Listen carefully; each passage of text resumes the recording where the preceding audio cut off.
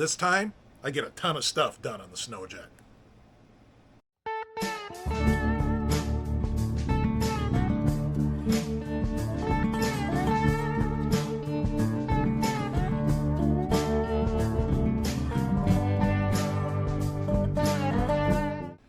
All right, so you can probably already see some of the changes.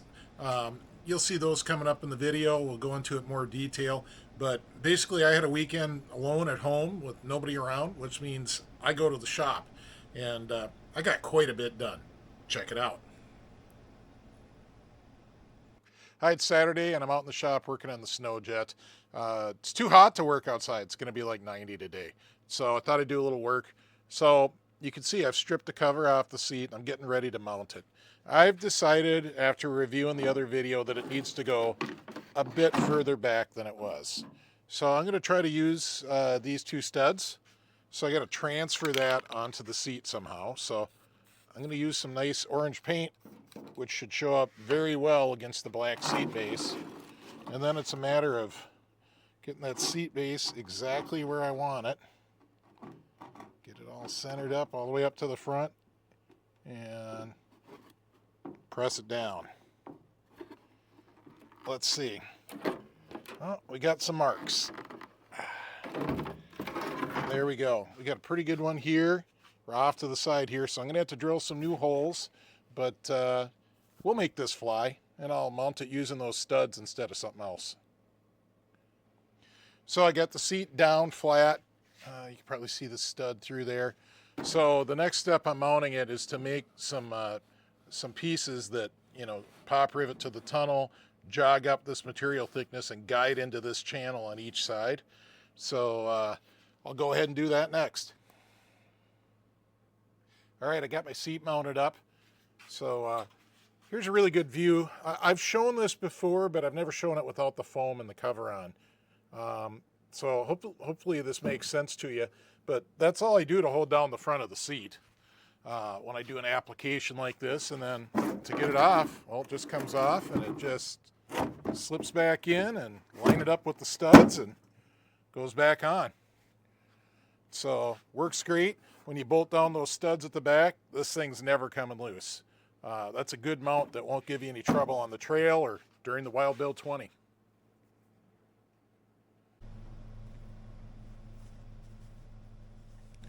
All right, so I'm still working on this seat. Next step, I got to fix this ditch in the foam. It's pretty easy. So you can see I got a big roll of upholstery foam. I don't know, just got it at some place that sells upholstery foam. I might have ordered it on Amazon. My wife might have picked it up for me from Joanne. But I'm just going to cut out a patch that just matches this roughly. And then we're going to glue it in with some Super 77. And there will be some edges sticking up, but we'll show you how to deal with that, well, when we get there. All right, let's get this patch glued down. So we just start with some Super 77. Be generous.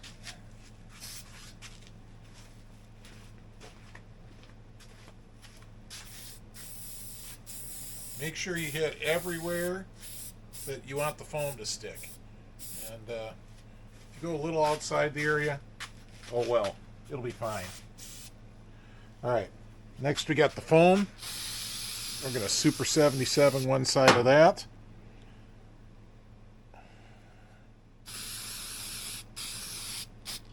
All right, give it a second to tack up. It's kind of wet. We'll bring you back once it's a little tacky. All right, the Super 77 tacked up in just a couple minutes, and we're just tapping the foam down in there. Now, I'm not going to immediately get to carving. I'm going to let this dry for a bit, but we'll be right back with more.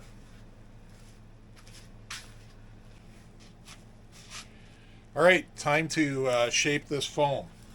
Here's my main tool. This is the rougher. These are super cheap, guys.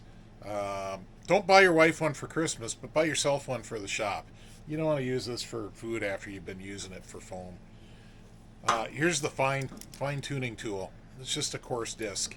So let's get after this. What the heck? Are you gonna go? Blade release. There we go.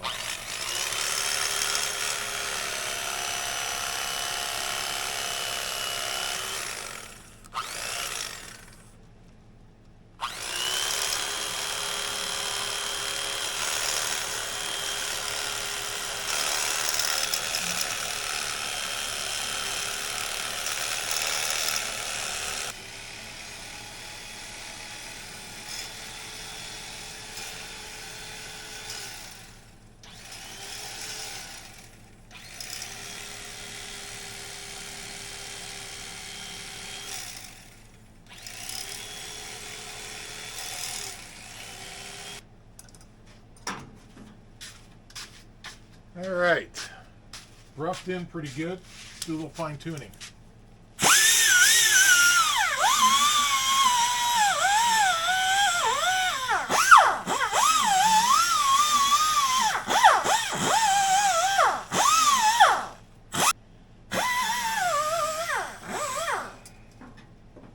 There we go.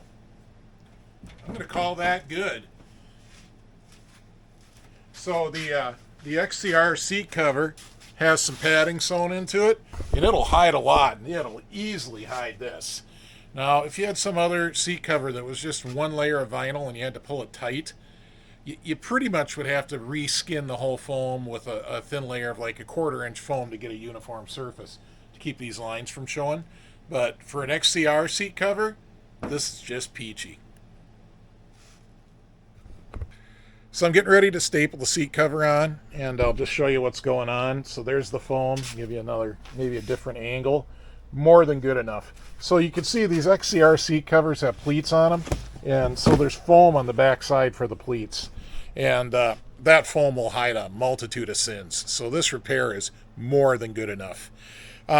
We just did one of these seat covers when we did the one longer skedaddler build, so please go back and watch that if you want more information on stapling the seat cover down or anything like that. And speaking of that, this channel has over 240 videos, so please go back and watch the old ones, especially if you're looking for some specific information. All the time I get people asking me, hey, can you do a video about, well, we probably already did it. Most of the time we have. So go check out our backlog of videos. It's good stuff. All right, I'm all done except for I have to add snaps to the tunnel yet. These are garbage from Amazon.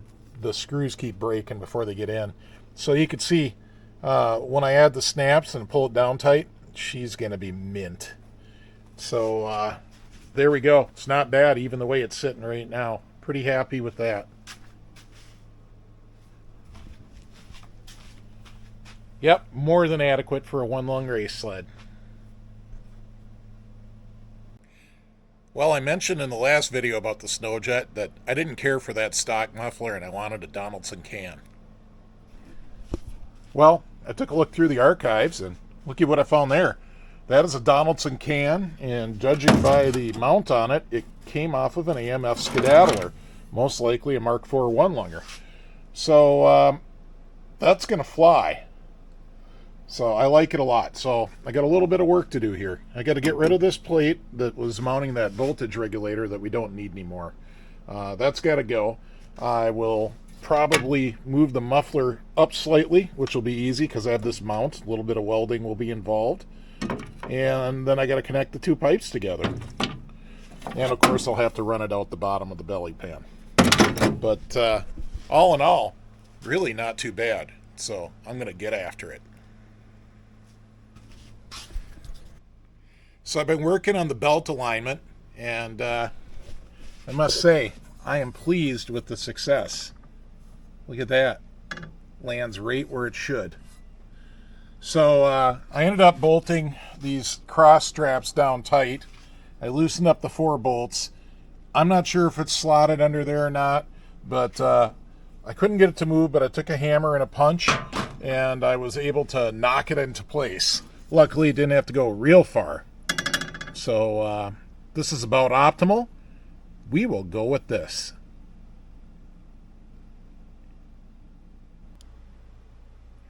Well, I had one of those things happen that happens when a project's apart for too long. I lost something very important, the dry belt for this Sno Jet. So, I ended up digging in my bin of belts. I ended up with this Max 1084. Originally, I was hoping to use this LM 749 on it. With 749s, what I run on the skedaddlers, so I have a couple around. Be great to have a common belt, but it's just a little too short. It's too tight. So the 1084, even at that, is maybe a little too tight. I think it'll be okay. I don't know. We'll get out there and run it. And I did a little research. So I keep these old paper DK catalogs around for a really good reason. It's because I can look stuff up like this. So 749 belt is 1.25" by 43 3/16, and a 10. What did I say this is? A 1084. 1084. And a 1084 on the same page is 1.25" by 44. So she's quite a bit longer. So it makes sense that it would work. This sled, according to what I found, was originally supposed to have a 1 3/16 belt, not an 1.25" belt. But I think we're going to do an 1.25" on it because that's what the primary's set up for. We won't get it to shift out all the way unless we run an 1.25". Now that does mean it's going to ride a little high on the secondary, as you can see, and I think I'm going to live with that. If not, I'll try to find a belt that's more like 1.25" by what? What's the next one up? Oh, holy cow! They go up there. They go up real fast. The next one's 1.25" by 44 5/8. Whew! Hope we don't need that. That'll be way too loose. We'll see if I can make this one work. Anyways, it'll be fun riding it this winter, either way, and figuring it out.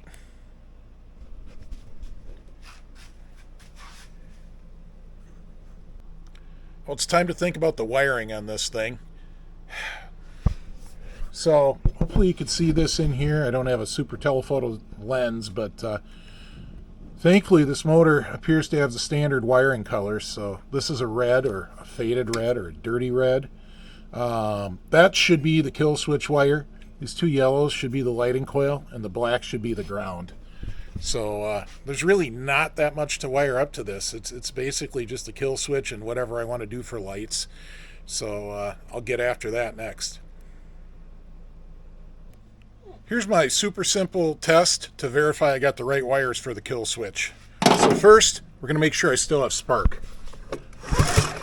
Yep, I saw it.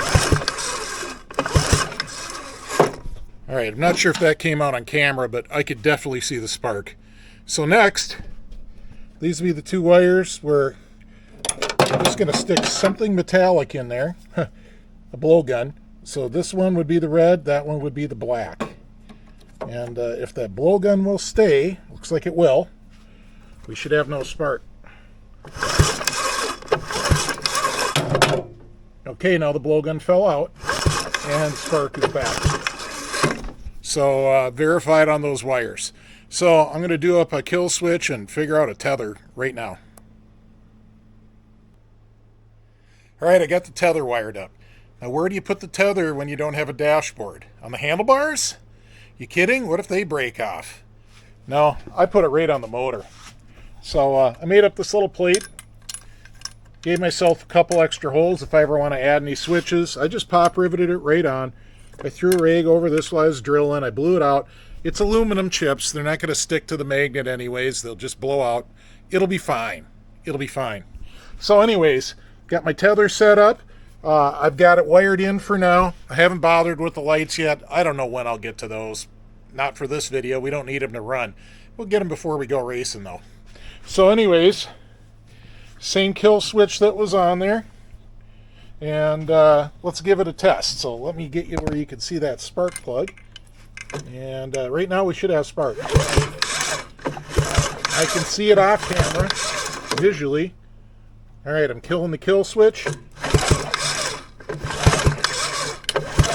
I don't see any spark. Kill switch back on. Sure enough. Alright, unplugging the tether.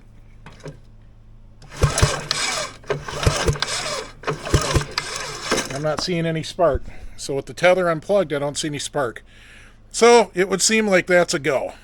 One more thing off the checklist.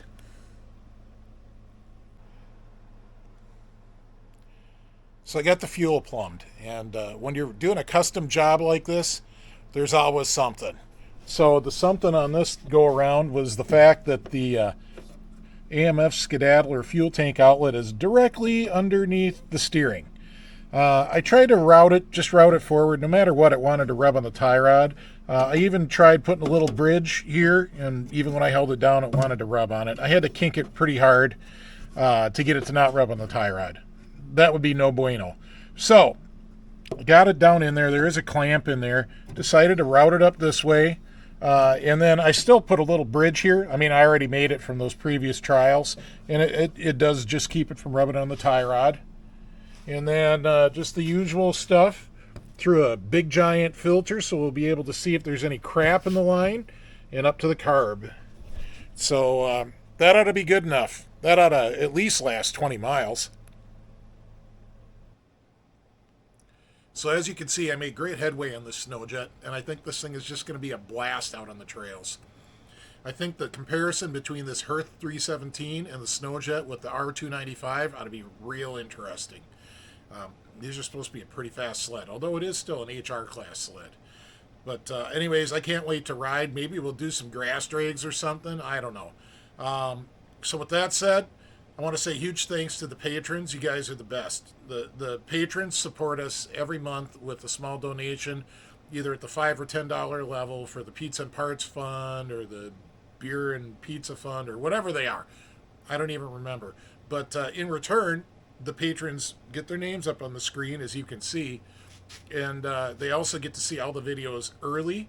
They get to watch them ad-free on Patreon, and they get patron-only videos. So the Sno Jet Part 6, the one before this, we did a pretty good patron video just for them. They got to see some interesting behind-the-scenes chit-chat. So with that said, I want to thank everybody else that's watching. Even if you don't feel motivated to join the Patreon, at least please hit subscribe and let your vintage sled buddies know about the channel.